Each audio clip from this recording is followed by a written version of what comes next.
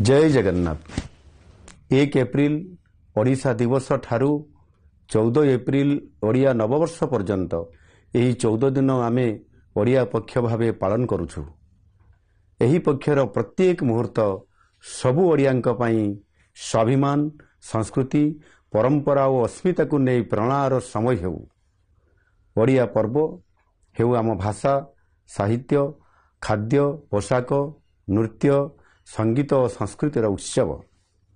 एही समय मध्यरे जो महापुरुष और महिषी मानक त्याग और बलिदान जोगु 1936 मसीह खंड विखंडित ओडिशार एकत्रीकरण संभव होइथिला।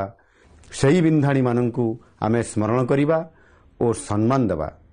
ओडिया नववर्ष एवं महाविश्व संक्रांति हेउ ओडिया भाषा, साहित्य और संस्कृतिर नुआ उद्यम, नुआ संकल्प और विकसित ओडिशार नुआ अवसर। आसंतु मन प्राण हृदय रे ओडिया हवा। ओडिया भाषा, साहित्य, खाद्य, पोशाक एवं संस्कृति को आम दैनंदिन जीवनर अंश करिबा एवं एक स्वाभिमानी ओडिशा गढ़िबा। आसंतु उत्साह सहित गाँ, सहर और प्रत्येक घरे 1 एप्रिल रु 14 एप्रिल जाए ओडिया पक्ष पालन करिबा। धन्यवाद। वंदे उत्कल।